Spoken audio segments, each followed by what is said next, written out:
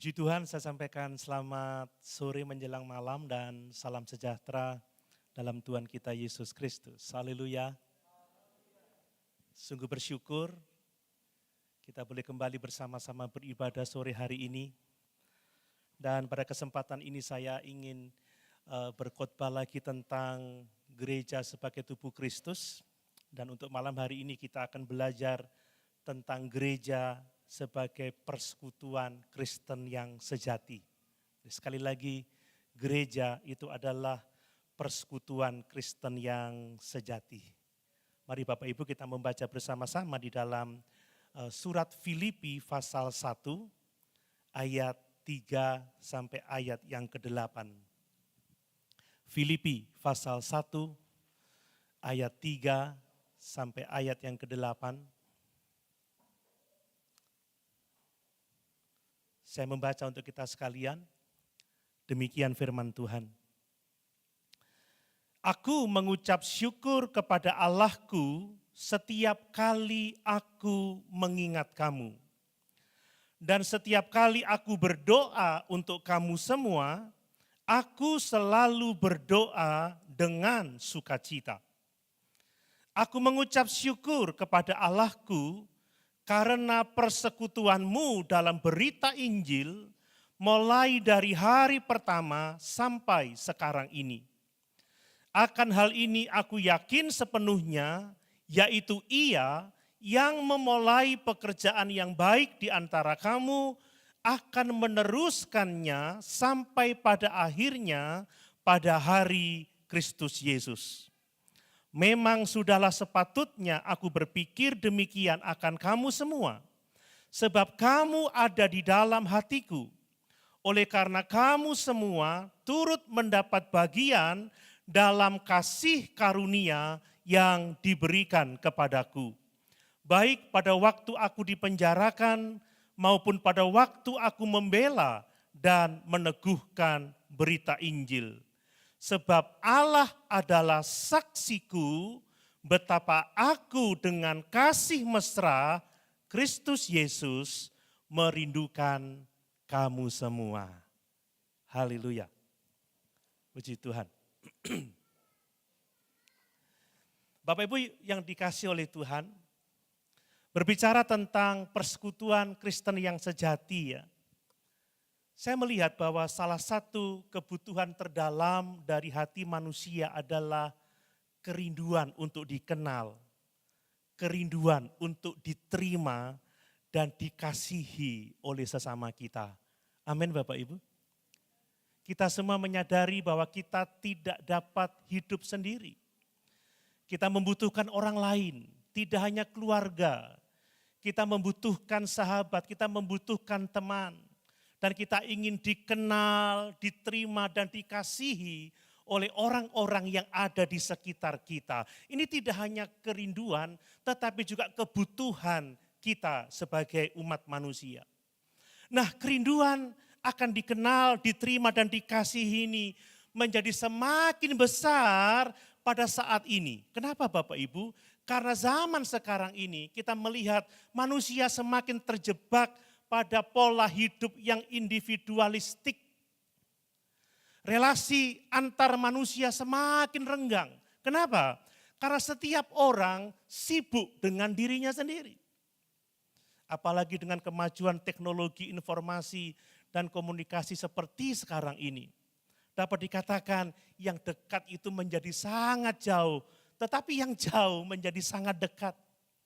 Orang sibuk dengan gadgetnya, orang sibuk dengan kepentingannya sendiri sehingga hubungan antar pribadi menjadi semakin jauh.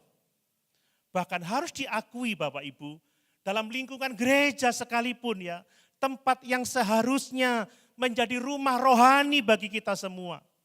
Tempat yang seharusnya menjadi persekutuan yang sejati bagi semua. Tidak sedikit orang, perhatikan, tidak sedikit orang yang hadir dalam ibadah-ibadah kita yang merasa asing, yang merasa terabaikan, yang merasa tidak dikenali oleh saudara-saudaranya yang seiman. Padahal sekali lagi Alkitab mengatakan gereja itu bukan sekedar bangunan. Gereja bukan sekedar organisasi. Gereja bukan sekedar acara ibadah mingguan. Bukan. Gereja adalah tubuh Kristus. Amin. Gereja adalah rumah rohani. Gereja adalah keluarga ilahi. Kita semua di sini, kita berkumpul karena kita semua telah disatukan oleh kuasa darah Yesus. Amin. Kita disatukan oleh kasih Allah, oleh Roh Kudus yang mengikat kita. Sebagai anggota tubuh Kristus, maka masing-masing kita seharusnya saling terhubung, Bapak Ibu ya. Ada koneksi di antara kita. Seharusnya sebagai anggota tubuh Kristus, kita saling melayani, kita saling membangun, kita saling memberkati. Ya, kita seringkali nyanyikan pujian itu ya. Ku terhubung denganmu. Terhubung denganmu dalam konteks pujian itu adalah Tuhan, adalah Yesus Kristus. Tetapi sebagai anggota tubuh Kristus, kita juga harus terhubung seorang akan yang lain. Amin. Terhubung dengan sesama orang percaya. Nah, sebagai tubuh Kristus Bapak Ibu, persekutuan Kristen yang sejati itu bukan soal hadir bersama-sama dalam ibadah seperti sore hari ini, bukan sekedar hadir bersama, tetapi adalah soal kita bersama-sama, hidup bersama-sama secara rohani dalam kasih dan kebenaran. Amin. Ini yang dikehendaki oleh Tuhan. Bapak Ibu, persekutuan itu bukan soal berkumpul bersama, tidak sekedar berkumpul bersama.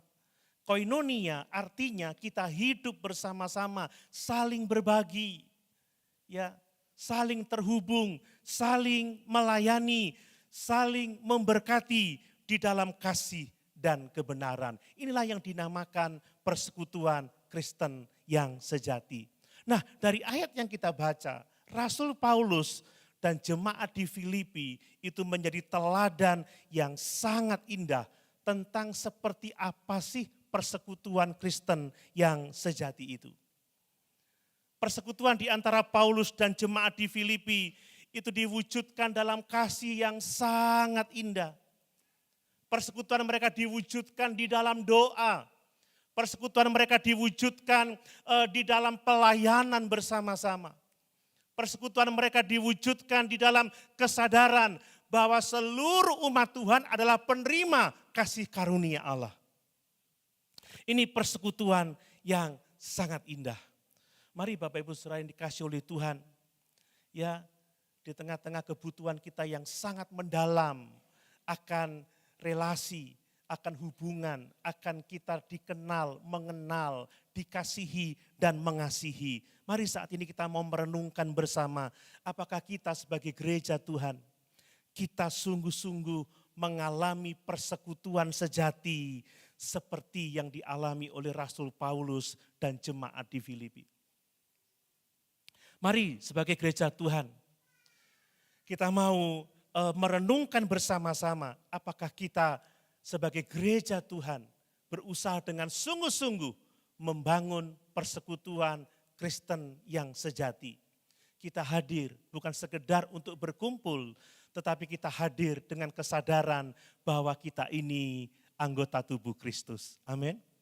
Kita hadir dengan kerinduan untuk dapat hidup bersama-sama, untuk saling mengasihi, untuk saling membangun, saling memberkati seperti yang Allah kehendaki dalam kehidupan kita. Mari malam hari ini saya ajak kita semua belajar melalui ayat-ayat ini tentang 5 ciri persekutuan Kristen yang sejati. Saya rindu 5 ciri ini ada di dalam persekutuan gereja kita. Amin. Amin Bapak Ibu. Ada 5 ciri yang harus ada dalam setiap kehidupan kita. Dan ini menjadi dasar bagi relasi yang indah, relasi yang hidup, relasi yang hangat, dan relasi yang berkenan di hadapan Tuhan. Mari kita melihat ciri yang pertama Bapak Ibu ya. Ciri yang pertama dari persekutuan Kristen yang sejati adalah bahwa persekutuan Kristen yang sejati itu berarti saling mendoakan. Amin Bapak Ibu. Saling mendoakan. Saya baca lagi di ayat yang ketiga. Aku mengucap syukur kepada Allahku setiap kali aku mengingat kamu. Dan setiap kali aku berdoa untuk kamu semua. Aku selalu berdoa dengan sukacita. Luar biasa, Rasul Paulus mengatakan bahwa dia terus mengingat jemaat Tuhan di Filipi. Dan setiap mengingat mereka, maka Paulus berdoa untuk mereka dan berdoa dengan sukacita. Apa yang kita dapat pelajari di sini Bapak Ibu? Doa itu adalah ekspresi kasih di dalam persekutuan yang sejati. Amin. Doa itu ekspresi kasih Bapak Ibu. Ini yang harus kita pahami. Ya, betapa dalamnya relasi antara Rasul Paulus dengan jemaat di Filipi. Hubungan mereka ditandai oleh kasih rohani yang tulus. Kasih yang sangat mendalam. Dan kasih itu terlihat bagaimana Paulus terus mengingat mereka. Dan tidak hanya mengingat mereka, tetapi Paulus terus mendoakan mereka dengan sukacita. Ciri persekutuan Kristen yang sejati adalah saling mendoakan. Ternyata doa Paulus bukan sekedar bagian dari rutinitas rohani Paulus, tidak. Tetapi doa keluar dari hati yang dipenuhi dengan kasih sayang. Doa dari hati yang dipenuhi dengan sukacita, yang dipenuhi dengan syukur. Bapak Ibu yang dikasih oleh Tuhan, dalam persekutuan Kristen yang sejati, doa adalah bentuk yang tertinggi dari perhatian kita kepada sesama orang percaya. Amin. Doa itu bentuk kasih yang paling dalam. Kita bisa berbicara dengan seseorang, ya, kita bisa memberi bantuan kepada sesama kita bisa menyapa mereka, kita bisa bercengkrama, tetapi saat kita mendoakan sesama kita itu, saat kita mendoakan orang itu, kita membawa dirinya kehadirat Allah, itu adalah bentuk kasih yang paling dalam. Mari Bapak Ibu, di dalam doa kita bisa menjadi perantara kasih Tuhan kepada mereka melalui doa syafaat kita. Amin. Kasih itu tidak pernah cukup hanya dengan simpati Bapak Ibu ya. Kalau kita sungguh-sungguh mengasihi, kalau kita sungguh-sungguh hidup dalam persekutuan Kristen yang sejati, kita pasti digerakkan untuk saling mendoakan. Apakah selama ini Bapak Ibu terus mendoakan sesama kita anggota tubuh Kristus? Amin. Saudara mengingat siapa-siapa yang harus didoakan? Bagaimana Bapak Ibu mendoakan mereka? Kalau kita sungguh-sungguh ingin memiliki persekutuan Kristen yang sejati, mari kita harus saling mendoakan. Karena doa itu adalah ekspresi kasih yang sejati dalam persekutuan. Doa itu penting untuk kita panjatkan. Amin. Mendoakan sesama anggota keluarga tubuh Kristus. Yang berikutnya, doa itu mempererat hubungan rohani di dalam tubuh Kristus Bapak Ibu ya. Ya kalau kita saling mendoakan itu mempererat hubungan rohani kita. Saya senang sekali kalau mendengar ketika jemaat berdoa, mendoakan saya, mendoakan keluarga, mendoakan ibu gembala, ya, dan kita saling mendoakan. Itu menunjukkan betapa eratnya hubungan kita dan itu mempererat hubungan kita sebagai orang percaya. Bapak Ibu, ketika kita mendoakan saudara seiman kita ini sedang mempererat ikatan rohani kita dan itu menjadi dasar dari kesatuan kita gereja Tuhan. Mari kita percaya bahwa doa-doa kita itu memiliki kuasa untuk mengatasi yang namanya sakit hati. Amin. Memiliki kuasa untuk mengatasi kepahitan di dalam hidup kita. Memiliki kuasa untuk mengatasi hubungan yang retak dan doa memiliki kuasa untuk menyatukan kembali hati yang hancur. Ini kekuatan doa. Bapak Ibu, seringkali ketika kita sudah mulai mendoakan seseorang yang kita anggap menyusahkan kita, yang kita anggap menjengkelkan kita, secara ajaib seringkali Tuhan mengubah hati kita. Amin. Secara ajaib kejengkelan kita itu lama-lama terkikis, kepahitan kita lama-lama hilang. Semakin kita jengkel kepada seseorang, semakin banyak kita mendoakan orang itu dalam kasih. Amin Bapak Ibu. Sukar membenci orang yang setiap kali kita doakan di dalam kasih. Makanya saya tidak bisa membenci jemaat ya, yang setiap kali saya doakan dalam kasih. Ya, dan saya yakin saudara tidak akan terus membenci saya kalau saudara setiap hari mendoakan saya di dalam kasih. Amin. Amin. Saling mendoakan penting. Doa itu bisa melunakkan hati yang keras Bapak Ibu ya. Tidak hanya hati yang kita doakan, tetapi hati kita sendiri. Dan doa itu membuka jalan bagi rekonsiliasi. Makanya kalau ada masalah, ada pergumulan, hendaklah kita saling mendoakan. Amin. Saling mendoakan. Ingat sekali lagi saya mau katakan, sukar bagi kita untuk tetap membenci orang yang setiap hari kita doakan di dalam kasih. Kenapa sulit bagi seorang ibu untuk membenci anaknya? Karena setiap hari didoakan. Ingat doa itu, lagu itu, di doa ibuku namaku disebut. Orang tua sekeras-kerasnya anaknya, mungkin senakal-nakalnya anaknya, orang tua terus mendoakan, menyebut namanya. Orang tua akan tetap mengasihi anak-anaknya. Itu contoh saja Bapak Ibu ya, sungguh kalau kita mau sungguh-sungguh saling mendoakan, kita akan mengalami yang namanya hubungan yang semakin dipererat oleh Tuhan kita Yesus Kristus. Amin.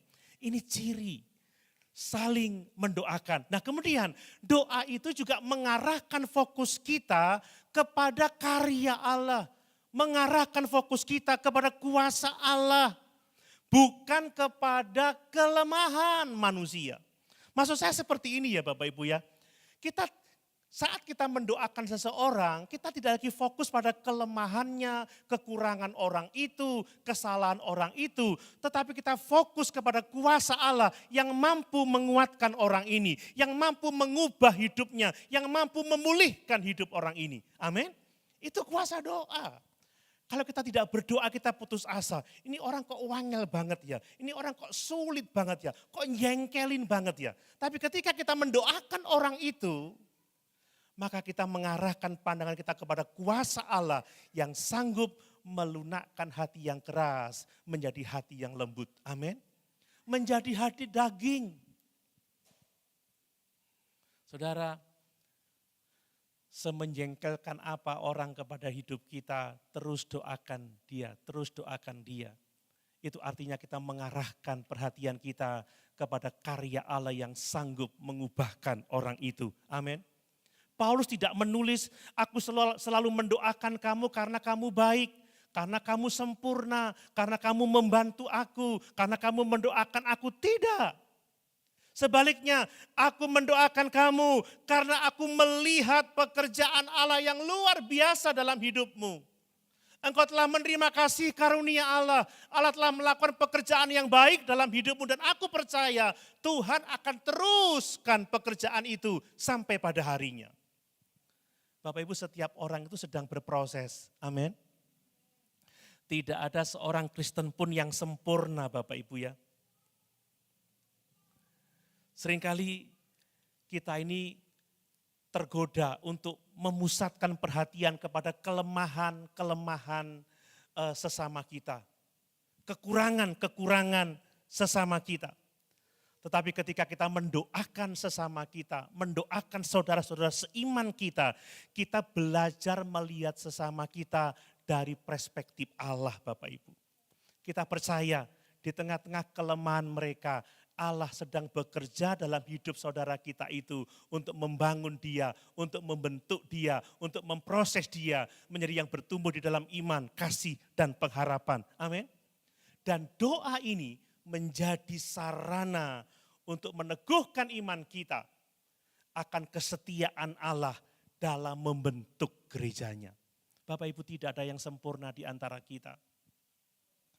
Dan kalau kita berhadapan dengan ketidaksempurnaan orang-orang di sekitar kita, jangan fokus pada kekurangan mereka, jangan fokus pada kelemahan mereka, tapi terus doakan mereka dan berharap pekerjaan Allah terus bekerja dalam hidupnya, sehingga orang itu bertumbuh semakin dewasa di dalam Tuhan. Amin.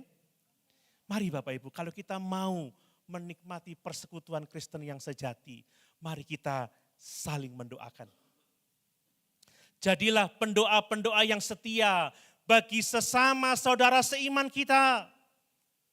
Persekutuan kita tidak akan pernah kuat jika tidak dibangun di atas dasar doa. Tidak akan pernah kuat. Hanya doa yang akan mengokohkan persekutuan kita.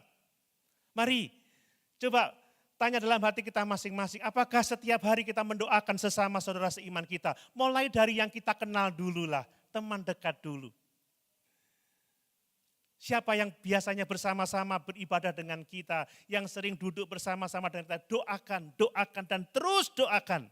Dan saya percaya, kalau kita mulai dari lingkungan kelompok kecil kita ya, mulai dari keluarga, kemudian mulai dari kelompok sel, kelompok rayon, rekan-rekan sepelayanan, kelompok pemain musik saling mendoakan. Kemudian sesama jemaat saling mendoakan. Percayalah Bapak Ibu, persekutuan kita akan semakin kokoh dan semakin kuat setiap harinya. Amin. Percayalah, gereja yang besar itu tidak ditentukan oleh gedungnya yang megah. Gereja yang kuat tidak ditentukan oleh banyaknya fasilitas di dalam gedung gereja itu.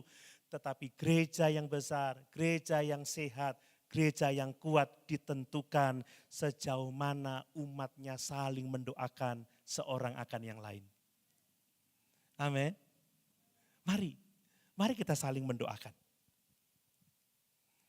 Karena itulah ciri yang pertama dari persekutuan Kristen yang sejati.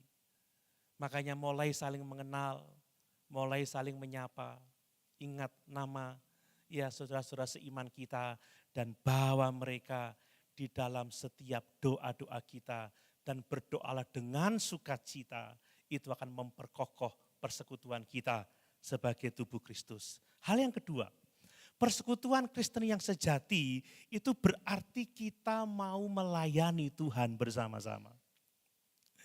Amin Bapak Ibu. Kita mau melayani Tuhan bersama-sama. Saya membaca ayat yang kelima, Paulus menulis seperti ini, aku mengucap syukur kepada Allahku karena persekutuanmu dalam berita Injil. Mulai dari hari pertama ya sampai sekarang ini. Ayat yang ketujuh, memang sudah sepatutnya aku berpikir demikian akan kamu semua, sebab kamu ada di dalam hatiku, oleh karena kamu semua turut mendapat bagian dalam kasih karunia yang diberikan kepadaku. Baik pada waktu aku dipenjarakan maupun pada waktu aku membela dan meneguhkan berita Injil. Jadi persekutuan Kristen yang sejati dicirikan dengan melayani Tuhan bersama-sama. Paulus dalam persekutuannya dengan jemaat di Filipi, mereka terikat dalam persekutuan yang sangat erat dan mereka melayani Tuhan bersama-sama. Kita membaca bagaimana Paulus mengucap syukur, bagaimana jemaat di Filipi mengambil bagian dalam pekerjaan Tuhan yang dipercayakan kepadanya. Turut mengambil bagian dalam pemberitaan Injil, dalam pembelaannya, dalam apologetnya terhadap Injil yang diberitakan. Perhatikan, persekutuan Kristen itu tidak pasif Bapak Ibu ya. Tetapi persekutuan Kristen itu aktif di dalam melayani Tuhan. Amin. Aktif di dalam melayani Tuhan. Luar biasa. Rasul Paulus mensyukuri keaktifan jemaat di Filipi. Mereka melayani bersama-sama dengan Paulus. Mereka ambil bagian dalam misi pemberitaan Injil. Ini menunjukkan bahwa persekutuan bukan sekedar berbagi perasaan atau berbagi pertemanan, tidak. Tetapi berpartisipasi bersama-sama di dalam pelayanan pekerjaan Tuhan. Bapak Ibu, saya harus mengatakan ini, bahwa dalam banyak gereja sekarang ini muncul kecenderungan bahwa sebagian besar pelayanan hanya dikerjakan oleh segelintir orang saja, oleh orang-orang itu saja. Sementara mayoritas jemaat, hanya hadir, bersama-sama menyanyi, bersama-sama memuji Tuhan, bersama-sama mendengar firman, kemudian pulang dan selesai. Sementara pekerjaan Tuhan hanya dihandle oleh beberapa orang tertentu saja. Mari Bapak Ibu, saya mau mengajak kita semua sebagai anggota tubuh Kristus, semua kita mau aktif melayani Tuhan bersama-sama. Mulai mau ambil bagian. Ya, saudara yang punya talenta musik, mulai deketi para pemain musik, deketi tim, ngobrol-ngobrol, saya ingin pelayanan. Saudara yang punya kecakapan untuk song leader, singer, mari mulai bergabung. Saudara yang punya kecakapan administrasi, mulai membantu teman-teman di depan yang ngurusi diakonia dan lain sebagainya. Ya, jangan kita menggenapi survei dari Josh Barna. Josh Barna itu mengatakan, dari keseluruhan anggota jemaat biasanya 10% itu aktif, 10%-nya itu biasanya dia katakan menjadi biang masalah, ya, menjadi biang kerok katanya. Yang 80% itu pasif. Tapi saya rindu kita semua mau terlibat di dalam pelayanan pekerjaan Tuhan bersama-sama. Amin. Itulah ciri dari pelayanan persekutuan Kristen yang sejati. Mungkin Bapak Ibu ada berpikir seperti ini, itu penerima tamu kok itu-itu aja ya, kok enggak berganti ya. Ya sekarang Bapak Ibu yang berkata seperti itu, mulailah jadi penerima tamu. Mau Bapak Ibu? Amin. Kadang bosan ya, kok Pak Marsiano terus sih? Kok Pak Priyoko Sehari sih? Kok ini terus sih? Sekali-kali supaya ganti baru, saudara, saya mau jadi penerima tamu tante. Haleluya Bapak Ibu. Haleluya. Itu masih pelayanan-pelayanan kecil. Kok yang choir kok itu-itu aja sih? Coba saudara mengajukan diri, saya mau juga melayani choir. Haleluya. Kok yang main musik itu aja sih? Saudara yang punya talenta, mari kita melayani bersama-sama. Inilah ciri dari persekutuan Kristen yang sejati. Kita tidak membiarkan segelintir orang saja yang melakukan pekerjaan Tuhan. Kita mau bersama-sama. Mari, setiap orang percaya adalah hamba Tuhan. Amin. Setiap orang percaya adalah pelayan Tuhan, bukan penonton dalam pelayanan. Bukan. Kita ini hamba-hamba Tuhan yang seharusnya melayani Tuhan sesuai dengan karunia yang dipercayakan kepada kita. Nah kemudian melayani Tuhan itu menyatukan kita di dalam semangat Kristus. Ya, ini penting sekali. Lihat Paulus menekankan bahwa jemaat di Filipi bersama-sama dengannya dalam pembelaan dan peneguhan Injil. Ya, ketika dia di penjara, mereka membantu Paulus. Ini persekutuan yang tidak hanya hadir di saat senang, tetapi yang hadir di saat-saat penderitaan, hadir di saat-saat ada kesulitan. Tidak hanya saat-saat Paulus di luar penjara, saat di penjara. Maka jemaat ini datang membantu, saat membela Injil, jemaat datang ikut membantu. Bapak Ibu, ketika gereja terlibat dalam pelayanan pekerjaan Tuhan, maka kita tumbuh dalam persekutuan yang semakin erat. Amin. Kita akan semakin dekat satu dengan yang lain. Ya kita tidak hanya saling kenal nama, tetapi kita saling mendoakan. Kita tidak hanya saling mendoakan, tetapi saling menopang dalam visi, menopang dalam misi, menopang dalam perjuangan iman, menopang di dalam pekerjaan Tuhan. Ini yang disebut dengan koinonia, saudara. Saling berbagi, saling membantu, saling melayani, saling memberkati. Dan saya mau mengatakan pelayanan bersama itu menciptakan kesatuan rohani yang tidak bisa dibentuk oleh program apapun juga.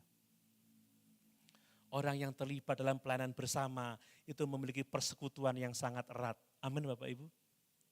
Persekutuan yang sangat kuat. Makanya kalau kita mau lebih dekat lagi, mari kita bekerja bersama-sama, melayani bersama-sama. Itu penting bagi kita. Dan persekutuan pelayanan itu mencakup keberanian untuk menderita bagi Injil. Pelayanan bukan soal yang enak-enak saja, pelayanan bukan soal yang aman-aman saja, tetapi ikut ya mengambil bagian, berani menderita untuk Injil Yesus Kristus.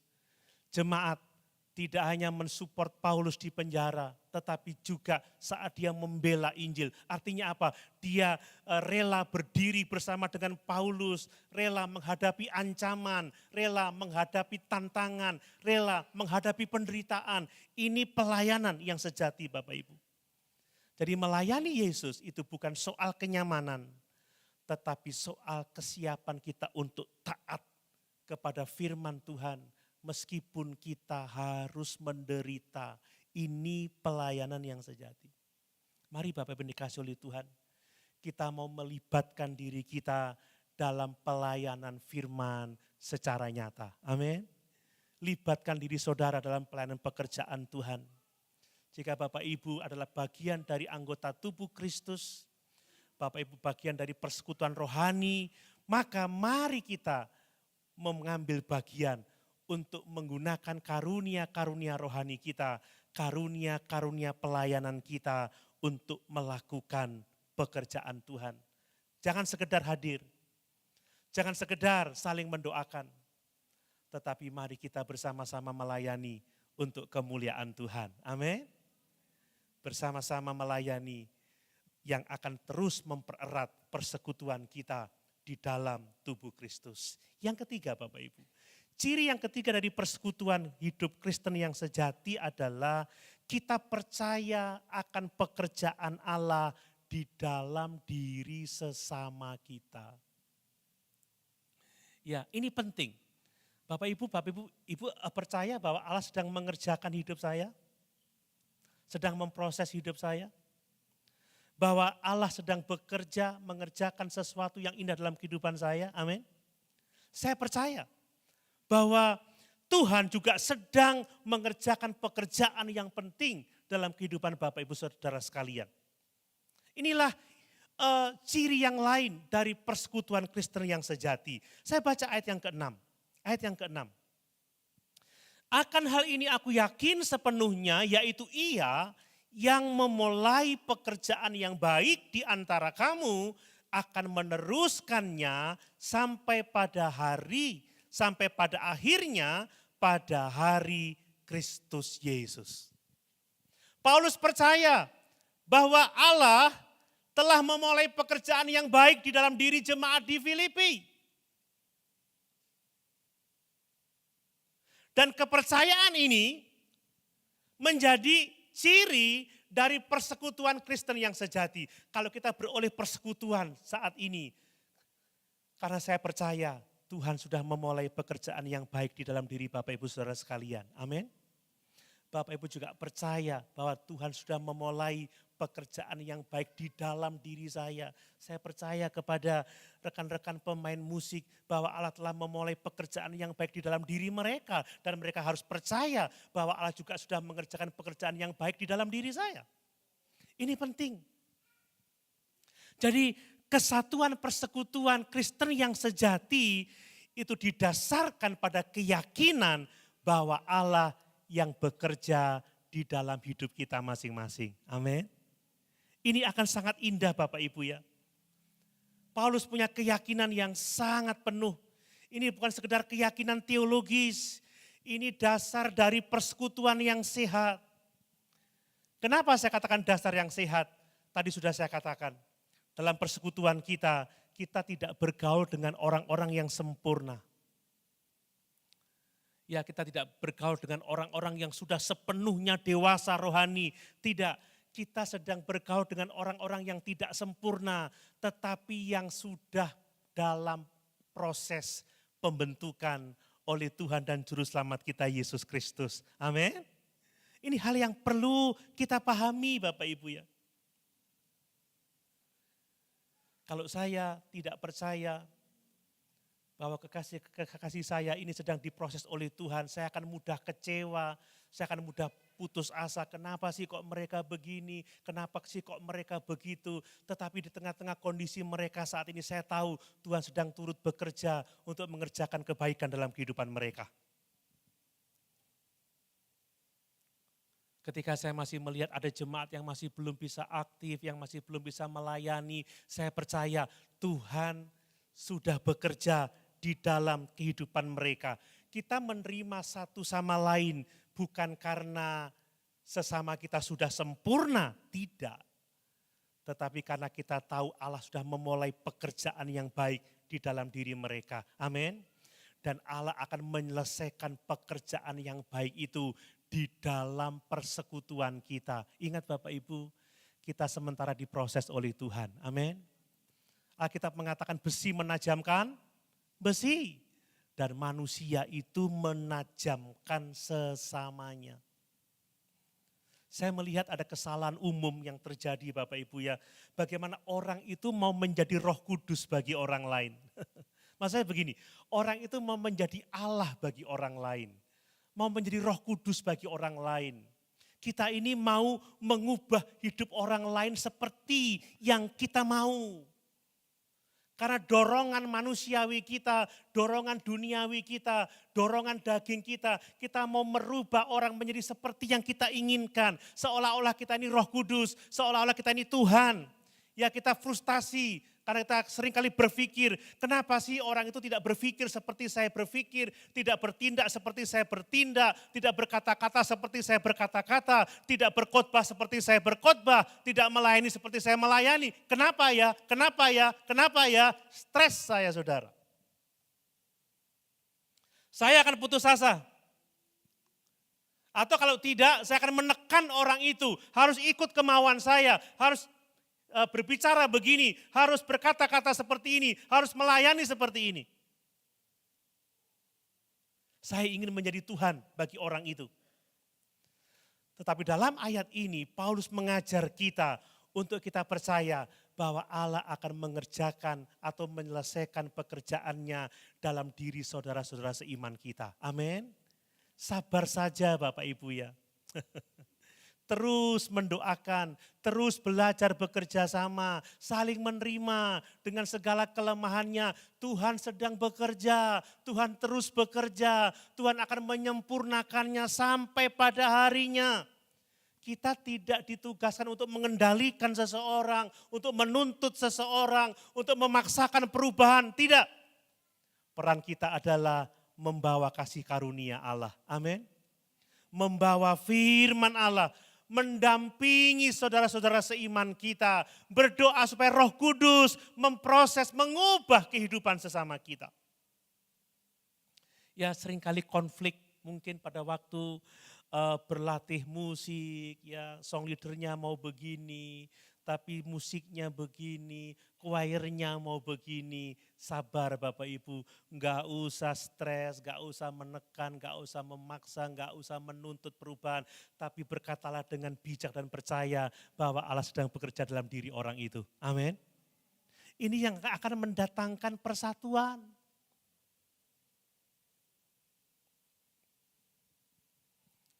Ya kadang-kadang kesel juga saya sama teman-teman ini.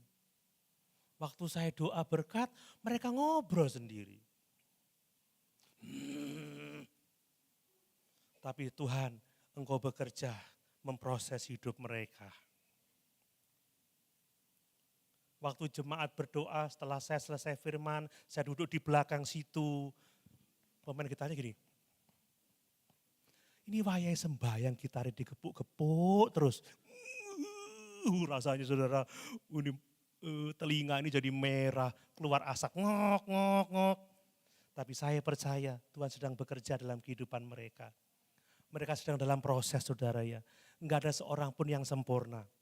Kadang waktu saya khotbah, tahu-tahu tiluling tung dung, tiluling tung dung. Saya percaya Tuhan juga sudah memproses kehidupan saudara saya itu. Amin. Kalau enggak gitu, enggak ada persekutuan sejati, saudara. Dan mungkin kalau khotbah saya masih kadang-kadang kurang bagus, percayalah Tuhan sedang memproses saya juga. Amin. Loh, enggak ada aminnya. Terlalu terus terang ya? Enggak apa-apa ya? Oh iya, kamu sedang berproses, saya juga sedang berproses. Amin Bapak Ibu. Ini realita yang kita hadapi. Kita nggak mungkin bisa mengalami persekutuan yang sejati kalau kita tidak percaya bahwa Tuhan sedang bekerja dalam diri saudara seiman kita. Jadi percaya kepada Allah itu berarti kita menerima sesama kita dalam proses hidup mereka. Amin. Sabar. Semua sedang dalam perjalanan. Sabar. Semua sedang dalam proses. Demikian juga berlaku dalam hubungan rumah tangga Bapak Ibu ya. Pertama baru menikah, bulan madu, indah sekali. Setelah masa adaptasi, bojoku kok ngene ya. Duh, ini suamiku kok gini ya, istriku kok gini.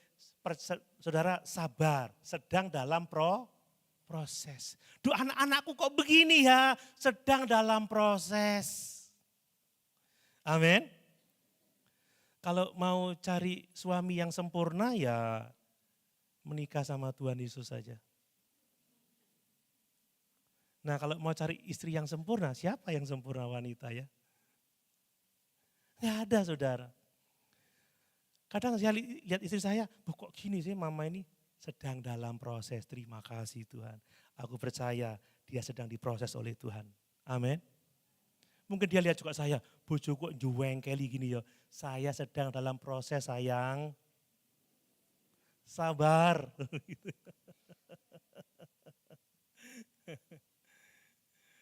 Saya di organisasi juga seperti itu Bapak Ibu ya.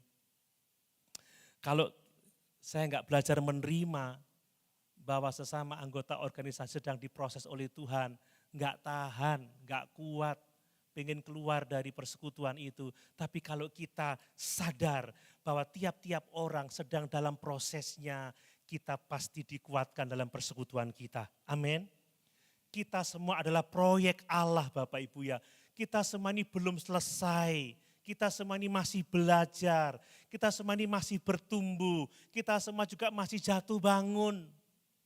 Makanya hendaklah kita saling menerima, lebih sabar terhadap kelemahan sesama kita, lebih penuh pengharapan terhadap pertumbuhan mereka, dan lebih rendah hati karena diri kita juga sedang diproses oleh Tuhan. Amin. Kita juga sedang dibentuk oleh Tuhan. Jadi sekali lagi, lebih sabar, ya toh, lebih berpengharapan, dan lebih rendah hati. Karena masing-masing kita sedang di dalam proses. Mari Bapak Ibu yang dikasihi oleh Tuhan. Seperti tadi saya katakan, dalam keluarga, dalam kelompok pelayanan, dalam penggembalaan, dalam persekutuan kita malam hari ini. Mari kita saling menerima seorang dengan yang lain bahwa Tuhan sedang bekerja dalam kehidupan kita. Amin. Tuhan sedang memproses kita. Kita semua belum produk jadi, belum. Kita belum sempurna. Dan di dalam ketidaksempurnaan kita masing-masing, kita saling menerima, saling melengkapi, saling mendoakan, saling melayani, bersama-sama melayani. Menjadi jemaat yang menikmati persekutuan yang sejati. Amin. Hal yang keempat Bapak Ibu. Persekutuan Kristen yang sejati itu berarti bersama-sama kita menikmati anugerah Allah. Ya, saya baca ayat yang ke-7 lagi. Ya, memang sudahlah sepatutnya aku berpikir demikian akan kamu semua. Sebab kamu ada di dalam hatiku. Oleh karena kamu semua turut mendapat bagian dalam kasih karunia yang diberikan kepadaku. Ya, ini berbicara tentang bersama-sama menikmati anugerah Allah bersama-sama menikmati kasih karunia Allah.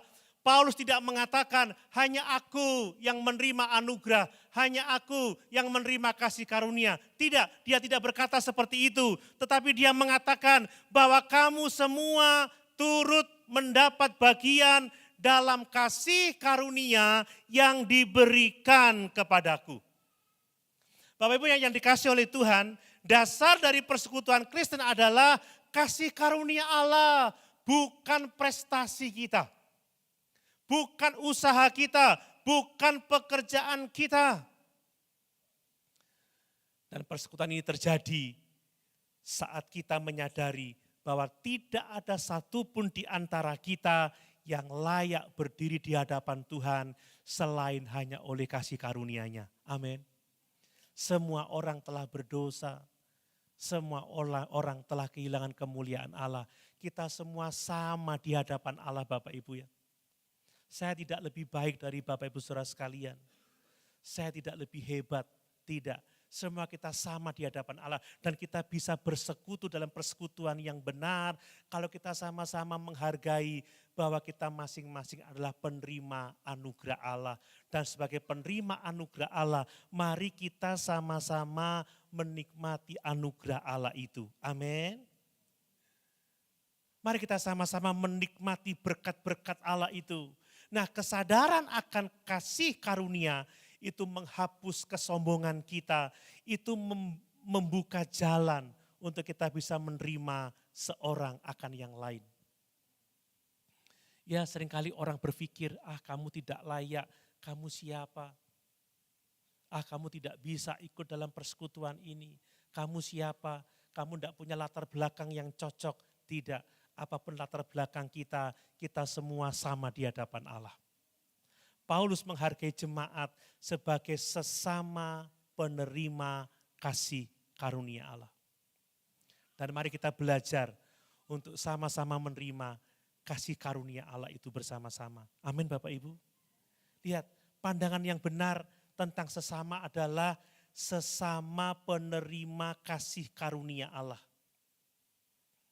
Ini akan membuat kita lebih merendahkan hati kita lagi. Ini membuat kita lebih menghargai sesama kita. Ini lebih membuat kita penuh belas kasihan kepada sesama kita.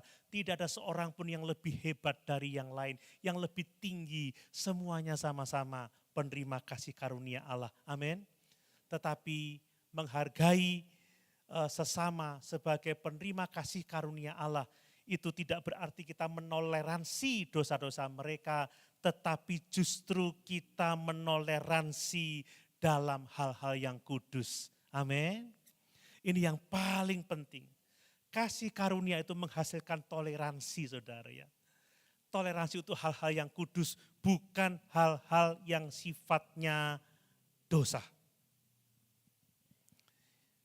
Sebagai sesama penerima kasih karunia Allah, kita mau saling menopang, kita mau saling menguatkan, kita mau saling berbagi, kita mau saling memulihkan, kita mau saling memberkati. Mari kita melihat sesama kita sebagai penerima kasih karunia Allah yang sama dengan kita. Amin. Kita sama di hadapan Allah. Dan mari kita bersama-sama bergandengan tangan, menikmati kasih karunia itu, bertumbuh bersama-sama, saling mendoakan, melayani bersama-sama untuk hormat dan kemuliaan bagi Allah kita. Yang terakhir Bapak Ibu, persekutuan Kristen berarti kita itu mengasihi dengan kasih yang tulus dan kasih yang mendalam. Ini adalah ciri yang kelima. Ya, kasih yang tulus dan yang mendalam. Saya baca ayat yang ke-8. Ya, sebab Allah adalah saksiku betapa aku dengan kasih mesra Kristus Yesus merindukan kamu sekalian. Bapak Ibu, Paulus tidak hanya menyatakan bahwa dia mengasihi jemaat, tetapi dia sampai mengatakan Allah adalah saksiku bahwa aku ini mengasihi kamu. Jadi kalau kita benar-benar ada di dalam persekutuan yang sejati, persekutuan Kristen yang tulen, kita akan saling mengasihi dengan kasih sejati. Amin. Dengan kasih yang tulus, dengan kasih yang dalam. Seperti Paulus mengasihi jemaat di Filipi, demikianlah hendaknya kita saling mengasihi. Jadi Paulus mau mengatakan kasihku tidak timbul dari keinginanku sendiri, tetapi dari kehendak Allah dan dari ketaatanku kepada firman. Allah adalah saksiku. Saudara, dapatkah Allah menjadi saksi saudara bahwa saudara mengasihi saya? Haleluya. Dapatkah saya mengatakan Allah adalah menjadi saksi saya bahwa saya mengasihi saudara sekalian? Apakah sesama pemain musik saling mengasihi? Bisakah Allah menjadi saksi antara kasih kalian? Amin. Ini adalah ciri dari persekutuan yang sejati Bapak Ibu ya. Saya membaca kata kasih mesra itu berasal dari kata Yunani splagnon ya. Splagnon itu artinya isi perut ya. Bagian yang terdalam. Dihubungkan dengan masalah kasih itu adalah perasaan yang paling dalam. Ini artinya bukan hanya kasih yang formal semata-mata, tetapi kasih dari hati yang paling dalam.